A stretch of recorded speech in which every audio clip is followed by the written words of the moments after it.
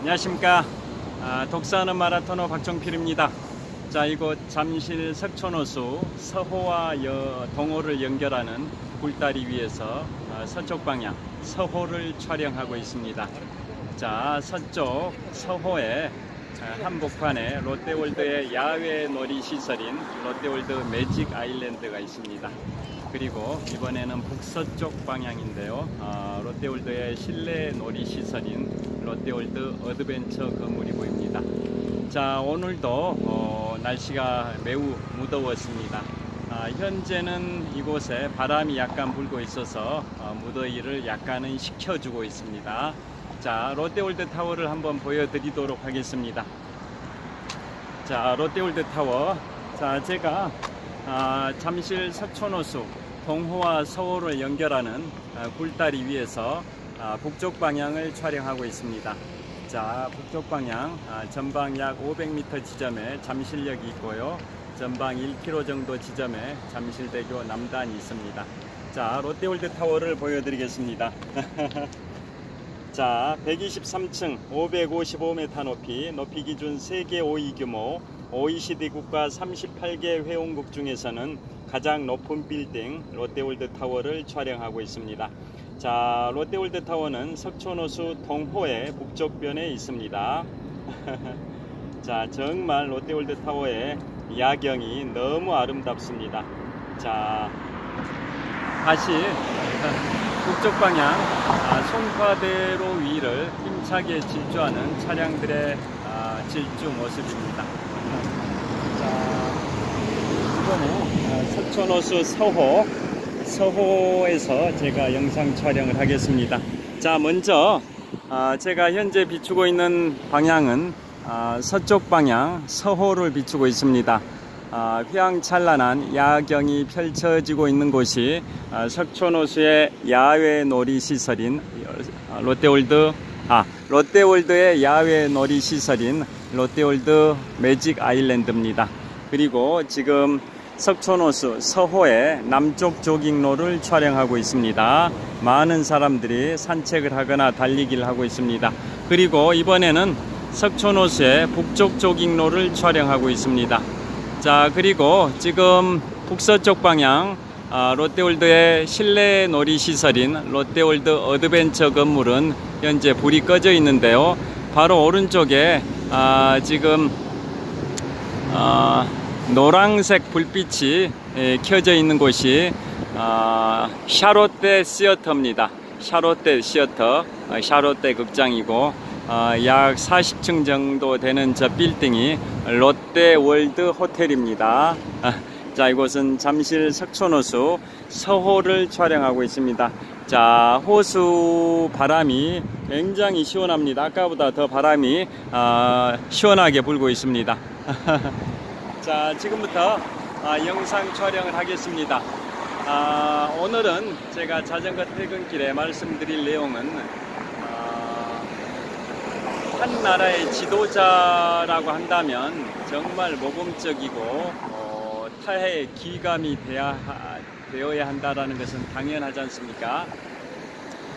자, 오늘 아침에 제가 유튜브 영상 촬영했던 내용은 스페인의 왕위 계승서열 1위인 17살의 공주가 군사훈련을 받기 위해서 스페인 육군사관학교에 입대해서 1년 정도 훈련을 받고, 그 다음에는 또 해군사관학교에 또 입대를 해서 또 1년 정도 군사훈련을 받고, 그걸 마치면 마지막으로 3년 차에는 스페인의 공군사관학교에 또 입대를 해서 마지막 1년 동안 훈련을 받게 되면 총 3년 동안 군사훈련을 받게 된다라는 내용을 말씀드렸습니다.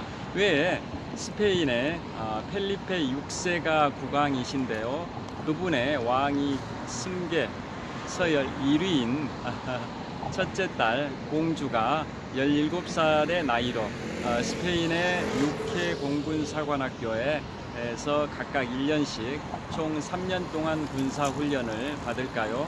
그 이유를 제가 아침에 말씀을 드렸습니다. 그 이유는 현재 스페인의 국왕인 펠리페 6세가 아들을 출산하지 않는다면 펠리페 6세가 서거했을 경우에 왕위를 승계하는 사람은 현재 첫째 공주, 17살의 첫째 공주가 왕위를 승계하게 됩니다. 그러게 되면 스페인이든 영국이든 일본이든 다 입헌 군주 국가인데요. 입헌 군주국인 스페인에 있어서 국왕이 군 통수권자입니다. 군 통수권자, 즉 군의 스페인 군대의 총사령관을 하게 되는데요. 그래서 스페인의 법률상 왕위 승계 서열 1위인 경우에는 차기 왕권을 승계하게 되기 때문에, 그러게 되면 결국은 군 통수권자가 되기 때문에 군대를 알아야 군을 통수할 수 있다. 군대를 제대로 알지 못하면 군대를 통솔 지휘할 수 없다라고 봐서 왕위 대승서열 1위의 경우에는 반드시 스페인의 6회 공군사관학교에서 각각 1년씩 총 3년 동안 군사훈련을 받게 되어 있습니다. 자, 그래서 현재 스페인의 펠리페 6세 국왕의 첫째 딸인 첫째 공주가 왕위 승계서열 1위인데요. 그분이 17살의 나이인데 최근까지 2년 동안 영국의 웨일즈 지방에서 고등학교 과정을 수료했고요. 이제 스페인으로 돌아와서 스페인의 6회 공군사관학교에서 각각 1년씩 총 3년 동안 군사훈련을 받게 된다는 소식을 말씀을 드렸었습니다. 자, 노블리스 오블리제라는 말이 있듯이 상류층 VIP 그러한 계층일수록 타해 모범이 되어야 하고 또 희생과 봉사 정신이 흡설해야 된다. 이게 바로 노블레스 오블리주라는 그러한 정신이지 않습니까? 그런데 미국이든 우리 한국이든 병역 기피 의심을 받은 그러한 지도자들이 꽤 있습니다. 우리나라도 마찬가지입니다. 우리나라도 역대 대통령들 중에 병역을 마치지 못했던 분들은 나름대로 이유가 있으니까 병역이 면제됐을 텐데요. 그런 분들이 정말 제대로 된 징병검사를 받아서 병역이 정당하게 면제가 된 건지, 아니면 편법을 써가지고 군대를 면제받은 건지는 그 본인만이 진실을 알고 있을 텐데요. 여하튼 군대가 병역 면제된 분들은 뭔가 의심을 받게 되는 거죠. 자, 그래서 오늘은 미국의 역대 대통령들 중에 병역을 기피한 걸로 의심받고 있는 역대 대통령 1946년생 3인방이 있습니다. 자, 1946년생이면 현재는 나이가 77세, 요즘은 만 나이로 하니까요. 1946년생이면 올해 2023년이니까 77세가 되신 분, 동갑내기 미국의 역대 대통령 세 분이 있죠. 퀴즈입니다. 누구일까요?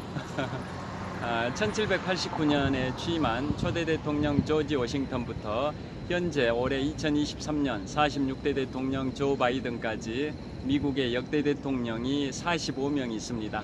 조 바이든 대통령이 46대 대통령인데 왜 미국의 45번째 대통령이냐면 제22대와 제24대는 동일 인물인 그로버 클리블랜드 대통령이 대통령을 2번 했습니다. 미국은 대통령을 연임했을 경우에는 대가 바뀌지 않은데요. 띄엄띄엄해서 2번을 하게 되면 대가 바뀝니다. 그래서 미국의 22대 대통령 그로버 클리블랜드, 또 23대 대통령은 벤저민 해리슨, 그 다음에 또 24대 대통령은 다시 그로버 클리블랜드 대통령이 다시 한번 대통령을 했습니다. 그래서 그로버 클리블랜드 대통령은 띄엄띄엄해서 2번을 하는 바람에 두 대를 사용했습니다. 그래서 22대와 24대 대통령을 동일 인물인 그로버 클리블랜드 대통령이 2번을 했기 때문에 조 바이든 대통령이 46대 대통령이지만 미국의 45번째 대통령이다, 이런 의미입니다.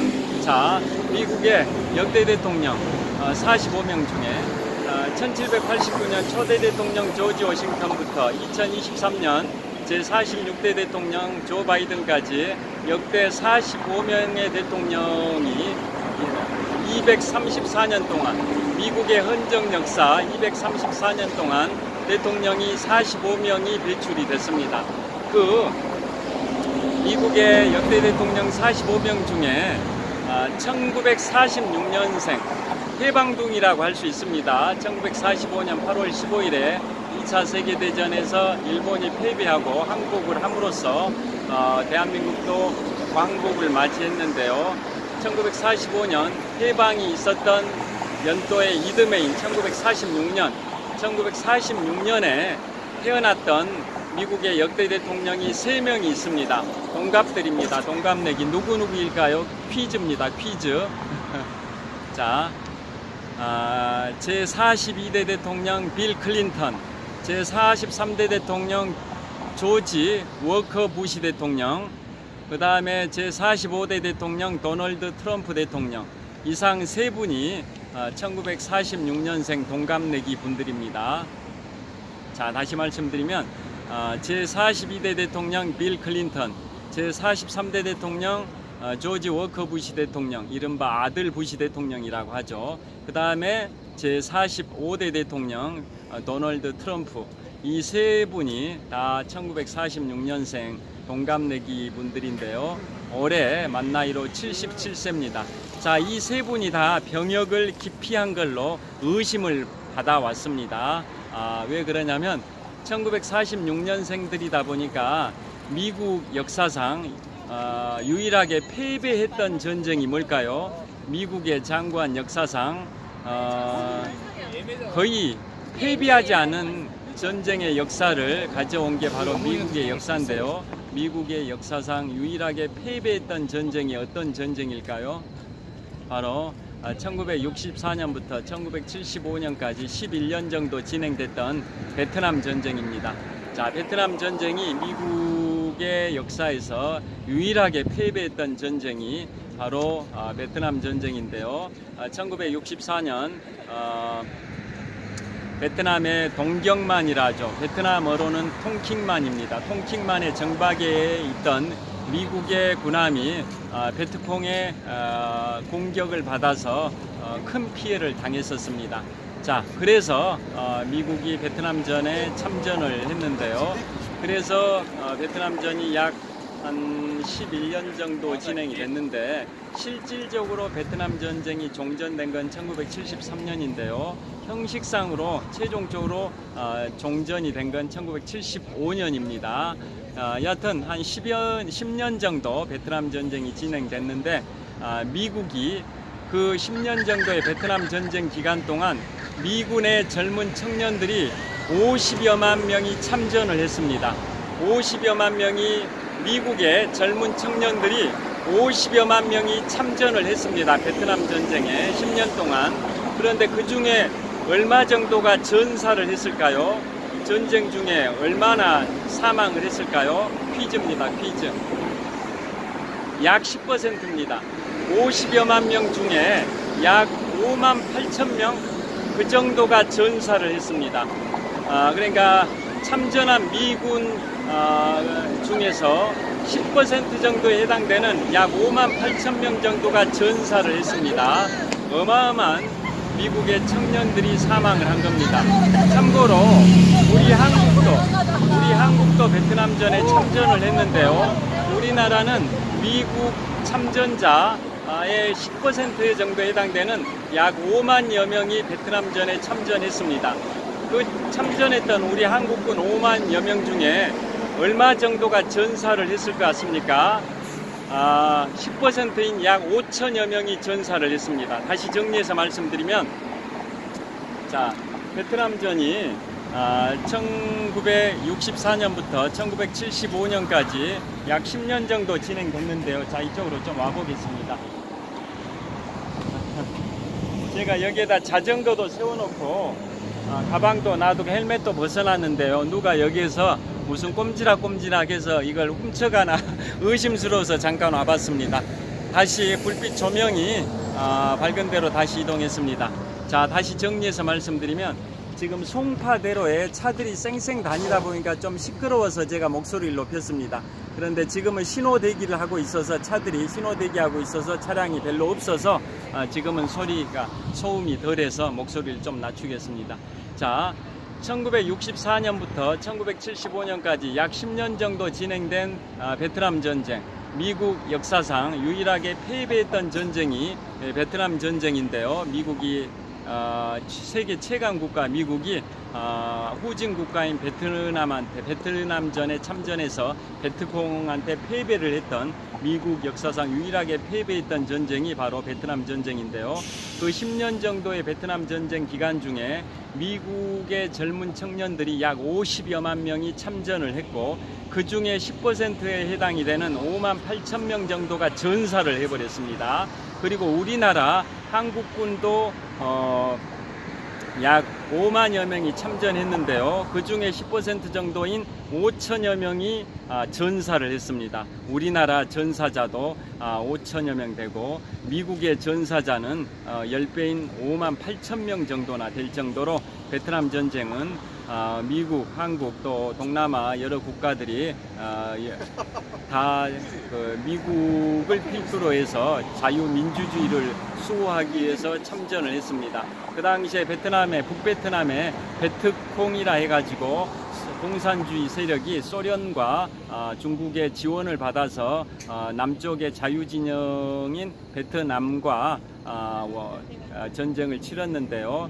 자유민주주의를 수호하기 위해서 미국, 한국 등의 그런 국가들이 베트남의 남쪽 지역, 남베트남을 지원하기 위해서 참전했던 전쟁이 베트남 전쟁인데 미국 역사상 유일하게 미군이 패배했던 전쟁이 바로 베트남 전쟁입니다. 자, 왜 베트남 전쟁을 말씀드리냐면 1946년 동갑내기들이신 빌 클린턴 대통령, 아들 부시 대통령, 도널드 트럼프 대통령 이 세 분이 다 1946년생 동갑들인데요.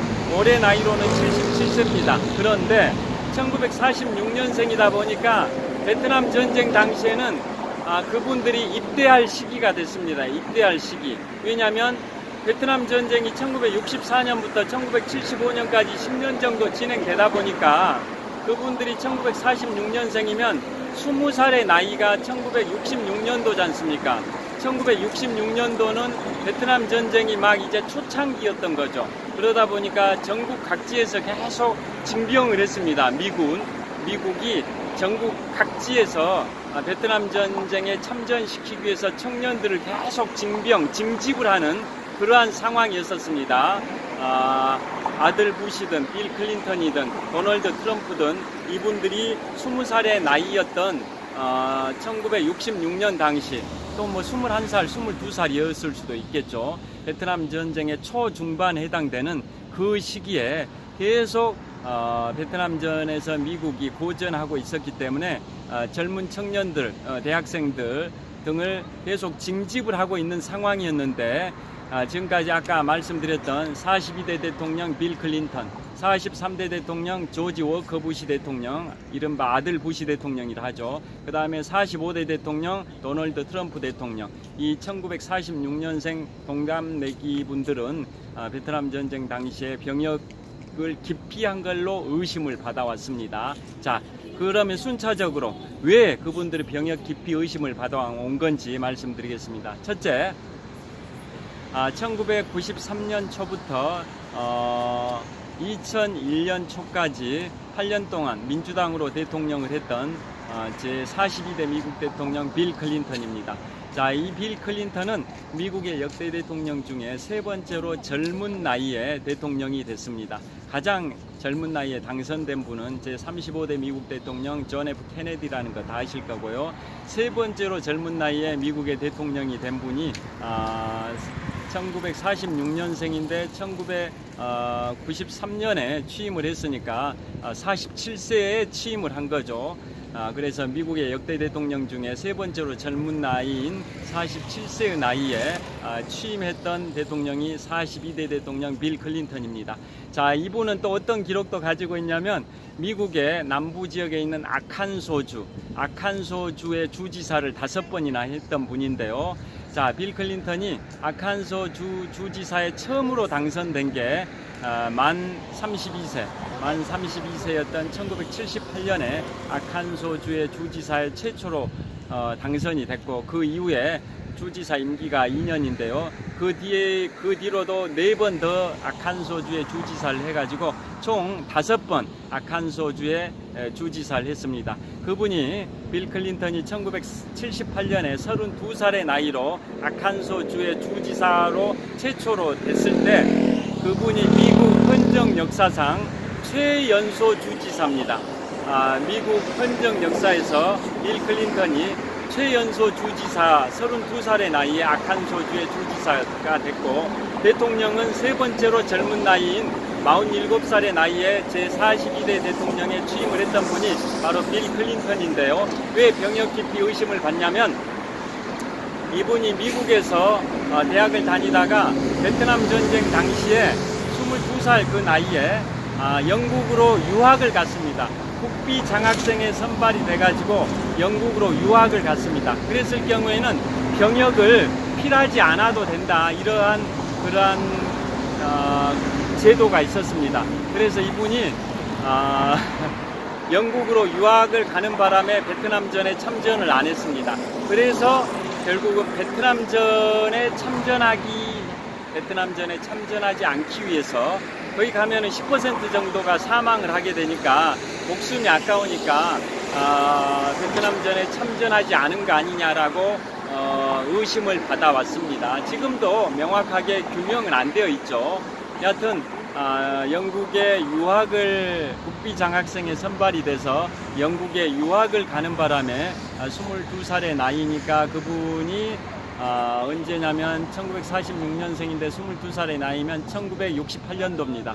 1968년도에 영국으로 유학을 가는 바람에 베트남전에 참전을 하지 않아도 되는 조건을 갖추게 됐습니다. 그래서 결국은 목숨이 아까워서 베트남전에 참전하지 않기 위해서 영국 유학을 선택한 거 아니냐라고 해서 병역 기피 의혹이 계속 있어 왔습니다. 그분이 첫 번째고요. 또 동갑내기 또 한 분, 두 번째가 이제 제 43대 대통령 조지 워커 부시 대통령입니다. 이른바 아들 부시 대통령인데요. 이분은 2001년부터 2009년 초까지 8년 동안 공화당으로 미국의 43대 대통령을 했습니다. 즉 42대 대통령 빌 클린턴과 동갑인데 빌 클린턴 대통령의 후임으로 2001년 초부터 2009년 초까지 공화당으로 미국의 43대 대통령을 했습니다. 이분이 취임하자마자 9.11 테러가 발생이 됐죠. 2001년 1월 20일에 취임하고 약 8개월 정도 지난 시점인 2001년 9월 11일 날 뉴욕의 맨해튼에 세계무역센터 빌딩이 폭파되고 버지니아주에 있는 국방부 건물 펜타곤도 일부 파괴가 되는 9.11 테러가 발생이 됐는데요. 제43대 미국 대통령 조지 워커 부시 대통령이 취임하고 8개월 정도 된 시점인 2001년 9월 11일에 그 테러가 발생이 됐습니다. 이른바 9.11 테러입니다. 자, 그러면 아들 부시 대통령은 왜 병역 기피 의혹을 받냐면 이분이 입대할 당시도 당연히 베트남 전쟁이 초중반에 치닫고 있었었는데요. 이분은 텍사스주의 주방위군으로 갔습니다. 텍사스주의 주방위군으로. 연방군하고 주방위군 차이를 말씀드리면 일단 연방군은 명칭부터가 US 아미입니다. US 아미. 그에 반해서 주방위군은 내셔널 가드라고 합니다. 내셔널 가드. 자, 그래서 연방군은 그야말로 전쟁을 치를 때 병력으로 활용되는 군대가 연방군 US 아미고요. 반면에 주방위군 내셔널 가드는 주 방위를 담당하는 그야말로 50개 주 각 주의 방위군이 있습니다. 그런데 만약에 전쟁이 발생이 되면 연방군이 우선 출동을 하고 연방군이 부족할 경우에는 전사 등으로 인해 가지고 연방군의 병력이 부족하면 주방위군이 차출이 됩니다. 일종의 예비군 비슷한 역할을 하는 게 주방위군입니다. 그래서 아들 부시 대통령이 텍사스주의 주방위군으로 가서 거기서 공군으로 활동했습니다. 공군 조종사로. 그래서 그것도 연방군으로 가지 않고 텍사스주의 주방위군으로 간 게 결국은 병역을 기피하기 위한 게 아니냐, 베트남전에 참전하지 않기 위해서 그런 거 아니냐라는 의심을 많이 받아왔었습니다. 자, 그게 두 번째 케이스고요. 또 동갑내기, 1946년생 동갑내기, 마지막으로 45대 대통령 도널드 트럼프, 미국의 역대 대통령 중에 가장 재산이 많은 가장 부자가 바로 45대 대통령 도널드 트럼프입니다. 도널드 트럼프의 재산 추산액이 2022년 말, 작년 말 기준으로 4조 2천억 원입니다. 4조 2천억 원의 재산. 미국의 역대 대통령 45명 중에 가장 부자 1위가 제45대 대통령 도널드 트럼프인데요. 그분의 작년 말 기준 재산 추산액이 4조 2천억 원입니다. 그 금액이 가늠이 안 되시죠? 그걸 제가 보여드리면서 말씀드리겠습니다. 자, 제가 이 롯데월드 타워를 보여드리면 이해가 되실 겁니다. 지금 제가 석촌호수 동호 북쪽변에 있는 롯데월드 타워를 촬영하고 있는데요. 123층 555m 높이 기준 세계 5위 규모, OECD 국가 38개 회원국 중에서는 가장 높은 빌딩을 롯데월드 타워를 촬영하고 있습니다. 저 롯데월드 타워가 2016년 말에 완공이 되고 2017년 4월 3일에 롯데그룹 창립 50주년 때 개관을 했는데요. 2016년 말에 완공이 될 때 건축비가 4조 2천억 원입니다. 롯데월드 타워의 건축비가 4조 2천억 원입니다. 그 롯데월드 타워 건축비 4조 2천억 원이 바로 미국의 역대 대통령 중에 최고의 부자인 45대 대통령 도널드 트럼프 대통령의 작년 말, 즉 2022년 말 재산 추산액과 동일합니다. 4조 2천억 원. 자, 그래서 도널드 트럼프 대통령의 재산 추산액과 롯데월드 타워의 건축비가 동일합니다. 4조 2천억 원. 자, 그래서 병역 기피 의혹을 받고 있는 미국의 역대 대통령 세 분을 소개해드리고 있는데요. 아까 처음으로 42대 대통령 빌 클린턴, 그 다음으로 43대 대통령 조지 워커 부시, 이른바 아들 부시 대통령, 그 다음에 44대는 버락 오바마인데 그분은 병역 기피 의혹을 받지는 않습니다. 그 다음에 세 번째 의혹 받은 세 번째가 바로 45대 대통령 도널드 트럼프인데요. 이분은 2017년 초부터 2021년 초까지 미국의 대통령을 4년 동안 했습니다. 공화당으로. 자, 이분은 왜 병역 기피 의혹을 받냐면, 자, 이 트럼프 대통령이 정말 부자지 않습니까? 제가 앞으로 4일 후에 미국 북동부 지역과 캐나다 지역 7박 10일의 일정으로 내 식구 가족 여행을 출발합니다. 앞으로 정확하게 4일 후 8월 25일에 출국을 하는데요. 처음으로 가는 곳이 인천공항에서 뉴욕, 워싱턴 DC, 해리스버그, 나이아가라 폭포, 캐나다 토론토, 킹스턴, 몬트리올, 퀘벡, 다시 미국으로 콩코드, 보스턴, 뉴욕, 인천공항, 이 코스로 7박 10일 일정으로 내 식구 가족 여행을 갑니다. 출국 일자가 앞으로 4일 앞으로 다가왔는데요. 처음으로 가는 곳이 뉴욕입니다. 뉴욕의 중심이 맨해튼인데요. 맨해튼에 트럼프 타워가 있습니다. 트럼프 대통령이 세운 60여 층의 외관이 검은색 색깔 블랙 컬러의 그 60여 층의 건물이 트럼프 타워고, 예전에 영화 나홀로 집에도 트럼프 대통령이 카메오로 출연했는데요. 자, 그 트럼프 타워에서 나홀로 집에 맥커리 컬킨인가 그 어린 주인공하고 트럼프 대통령이 대통령 되기 전에 서로 트럼프 타워 앞에서 이렇게 만나는 모습이 영화 나홀로 집에도 등장했는데요. 그때 트럼프 대통령이 대통령 되기 전에 카메오로 출연했던 작품입니다. 세계적인 부동산 부자가 트럼프 전 대통령인데요. 그분의 재산 추산액이 작년 말 기준 4조 2천억 원입니다. 자, 그분은 아버지 시대부터 부동산 재벌이었죠. 자, 그래서 왜 그분이 또 병역 기피 의혹을 받냐면, 처음에 신체 검사를 했을 때 현역 입대 판정을 받았습니다. 그런데 재검 신청을 했습니다. 재검 신청을 해가지고 이번에는 어떤 판정을 받았냐면, 평시에는 면제, 전시에는 입대라는 판정을 받았습니다. 그런데 그 당시가 이제 베트남 전쟁 당시지 않습니까? 그러면 평시에는 면제지만은 전시에는 입대니까 입대해야 되지 않습니까? 그래서 그분이 다시 재검을 신청했습니다. 다시 재검을 신청해서 이번에는 어떤 판정을 받았을까요? 평시 면제, 전시도 면제 판정을 받았습니다. 그래서 군대를 안 갔습니다.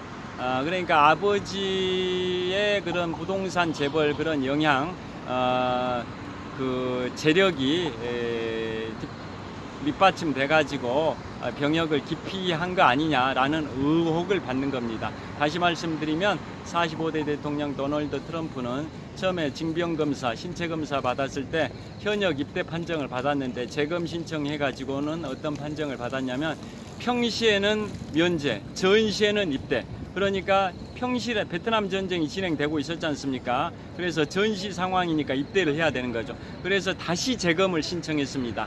그래서 이번에는 평시에 면제, 전시에도 면제 판정을 받아가지고 군대를 안 갔습니다. 그러니까 결국 베트남 전쟁에 가게 되면 50여만 명의 미국의 청년들이 베트남전에 10년 동안 참전해가지고 그 중에 10% 정도인 5만 8천 명 정도가 전사를 해버렸지 않습니까? 그래서 베트남전에 가면은 죽을 가능성이 있으니까 목숨이 아까워서 병역을 기피한 거 아니냐라고 트럼프 대통령도 의심을 받아왔습니다. 그래서 오늘은 스페인의 왕위 승계서열 1위인 17살의 공주가 펠리페 6세 국왕이 서거를 할 경우에 왕위를 승계하게 되고, 왕위를 승계하게 되면 군 통수권자, 군 총사령관이 되기 때문에 군 총사령관이 되려면 군대를 제대로 알아야 군대를 제대로 지휘할 수 있다. 군 통수권자 역할을 제대로 할 수 있다. 군대를 제대로 알아야만이 군 통수권자로서의 소임을 다할 수 있다. 이런 차원에서 왕위 승계서열 1위인 경우에는 아들이든 딸이든 군대에서 3년 정도 훈련을 받아야 된다는 게 의무사항이라고 합니다. 그래서 17살의 스페인의 첫째 공주, 왕위 승계서열 1위인 첫째 공주가 이번에 육군사관학교에 입교를 해서 1년간 훈련을 받고, 그 과정이 끝나면 다시 해군사관학교에 입교해서 또 1년 동안 교육받고, 그 과정이 끝나면 마지막으로 공군사관학교에 입교해서 또 마지막 1년 훈련을 받고, 그러게 되면 지금 17살의 나이에 입교를 해서 총 3년 동안 20살의 나이까지 3년 동안 군사훈련을 받는다라는 겁니다. 정말 그런 걸 보면 노블리스 오블리제 정신이 투철한 게 아닌가. 군대를 제대로 통솔하려면, 군 통수권자, 군 총사령관 역할을 제대로 하려면 군대를 알아야 된다는 차원에서 그렇게 군사훈련을 받는 거 보면 굉장히 모범이 되는 그러한 노블리스 오블리제의 정신이 투철한 그러한 모습인 것 같고요. 영국의 왕자들도 다 그렇게 아프가니스탄 전쟁, 이라크 전쟁 등에 참전하고 그런 상류층의 하에 귀감이 되는 모범 정신, 노블리스 오블리제 정신을 발휘했던 선례가 있듯이, 스페인의 왕위 승계서열 1위인 17살의 공주도 그런 정신이 굉장히 멋집니다. 그에 반해서 아까 말씀드린 것처럼 미국의 역대 대통령 중에 1946년생 동갑내기 분들 세 분은 현재 77세의 나이가 되셨는데요. 그분들 세 분은 베트남 전쟁 기피 의혹이 있다라는 내용으로 제가 말씀드렸습니다. 우리나라의 역대 대통령들도 양심이 찔리는 분들이 계실 수도 있을 것 같습니다. 저는 참고로 공군 학사장교 출신입니다. 대학교 졸업하고 공군 학사장교 공군 사관 후보생 90기로 입대해가지고 훈련기간 4개월, 복무기간 36개월, 합계 40개월의 군 생활을 했습니다. 자, 1992년 3월에 공군 교육사령부에 입대해서 4개월의 훈련을 받고 나서 공군 소위로 임관해서 총 소위 생활 1년, 중위 생활 2년, 그래서 복무기간은 3년, 즉 36개월이었습니다. 그래서 훈련기간 4개월과 복무기간 36개월 합해서 총 40개월, 즉 3년 4개월 동안 군 생활을 했습니다. 그게 바로 1992년 3월부터 1995년 6월 30일까지 3년 4개월, 40개월 동안 공군 학사장교로 군 생활을 하고 1995년 6월 30일 공군 중위로 전역을 했습니다. 군대를 확실히 갔다 왔습니다. 공군 사관 후보생 90기입니다. 공군 학사장교입니다. 참고로 공군 학사장교 말씀이 나왔으니까 재밌는 얘기 하나 해드리겠습니다. 퀴즈 먼저 내드리겠습니다. 자, 우리나라 역대 지도자 중에 최고로 존경받는 분이 누구일까요? 우리나라 역사에서 가장 존경받는 인물이 누구일까요? 과거에는 세종대왕, 이순신 장군 동상, 과거나 현재나 존경받는 위인이시죠. 그런데 근현대사에서는 누구이실까요? 근현대사. 근대사와 현대사를 통틀어 가지고 존경받는 분이 이분 누구이실까요? 자, 현재 우리나라 지폐 권종을 보면 1,000원짜리 권종의 초상화는 태계 이황 선생이고 5,000원짜리 지폐의 초상화는 율곡이 선생이고 10,000원짜리 지폐의 초상화는 세종대왕이시고 50,000원짜리 지폐의 주인공은 신사임당인데요. 만약에 10만원짜리를 발행한다면 자금 세탁 우려 때문에 10만원짜리는 아직 발행을 유보하고 있는데요. 10만원짜리 지폐, 그러니까 미국으로 치면 $100 지폐에 준하는 거죠. 10만원짜리 지폐를 발행한다면 누구를 거기에 초상화로 주인공으로 할까라고 설문조사를 한 적이 있습니다. 그게 누구일까요? 10만원짜리 지폐를 발행한다면 거기에 초상화의 주인공을 어떤 위대한 인물, 우리나라의 어떠한 위대한 인물을 거기에 주인공으로 하는 게 좋을까요?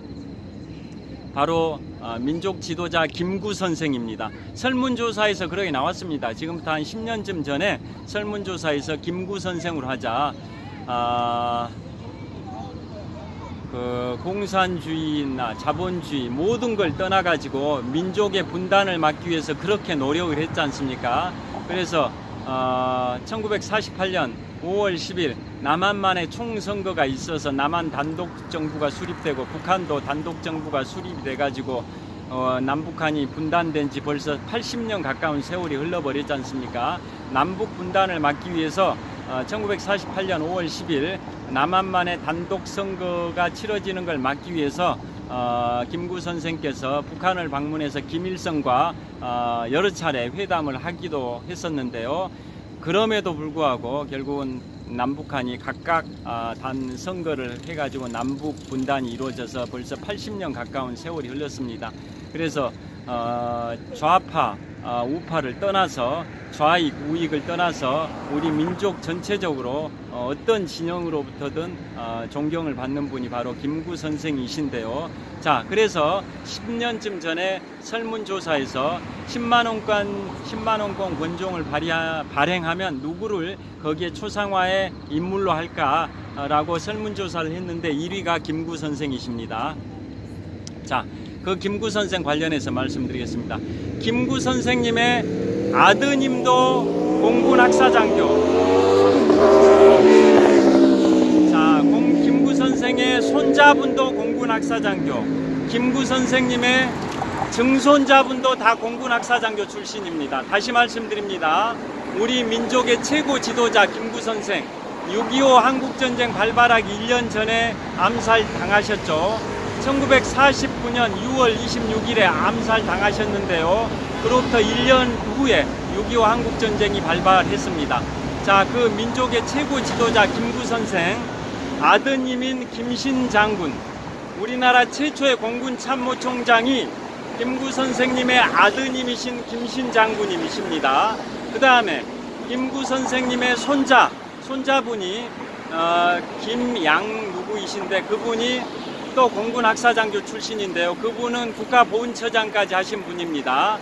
자, 그 다음에 김구 선생님의 증손자분, 그분도 공군학사장교 출신입니다. 예전에 방위산업체에 근무한 적이 있다라고 제가 듣기도 했습니다. 자, 그래서 김구 선생님의 아드님 김신 전 공군참모총장님, 그분도 공군학사장교, 또 그분의 아드님인 김양 누구, 즉 전 국가보훈처장, 그분도 공군학사장교, 또 그분의 아드님, 그분 전 국가방위산업체 근무하셨던 분, 그분도 공군학사장교. 그래서 김구 선생님의 직계 비속이신 김구 선생님의 아드님, 손자분, 증손자분, 이 3대가 다 공군학사장교 출신입니다. 자, 그분들이 공군학사장교 출신이셨듯이 저도 공군학사장교 출신으로 병역을 확실하게 필했습니다. 병역 의무를 다했습니다. 공군학사장교 저는 사관 후보생 90기입니다. 그래서 병역을 공군학사장교로 필했다라는 것에 대해서 대단한 자부심을 갖고 있습니다.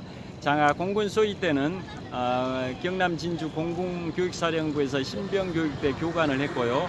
공군 중위가 되고 나서는 우리나라 최초의 비행단, 광주광역시에 있는 공군 제1전투비행단, 우리나라 6.25 한국전쟁 당시에 창설된 우리나라 최초의 비행단인 공군 제1전투비행단에서 공군 중위 시절에 비행대대 행정계장으로 근무를 했었습니다. 우리나라의 비행단이 12개인데요. 그 중에 9개는 전투비행단이고 나머지 3개는 비전투비행단입니다. 비전투비행단 중에 하나가 경남 사천에 있는 제3훈련비행단, 거기는 조종사들 중등 비행훈련을 전담하는 훈련비행단입니다. 그래서 비전투비행단 3개 중에 첫 번째가 제3훈련비행단, 우리나라 조종사 양성기관인, 공군 조종사 양성기관인 중등 비행훈련을 하는 곳이 경남 사천에 있는 제3훈련비행단이고요. 두 번째 비전투비행단은 경남 김해, 부산 바로 옆에 있는 경남 김해에 있는 제5전술비행단입니다. 제5전술비행단은 공군의 각 비행단의 연락선, 수송기를 띄우는 그런 역할 등을 합니다. 각 비행단 이렇게 네트워크를 수송기, C-130 수송기 등을 통해 가지고 연결해주는 수송기가 이렇게 각 비행단을 이제 비행을 해야 하면서 연락선 역할을 하는데요. 그런 임무 등을 수행하는 데가 경남 김해의 제5전술비행단이고요. 마지막으로 비전투비행단 3번째가 성남비행장, 흔히 서울공항이라고 합니다. 서울공항, 대통령 전용기 이착륙 등의 특수 임무를 담당하는 성남비행장, 즉 서울공항, 그곳은 제15 특수임무비행단입니다.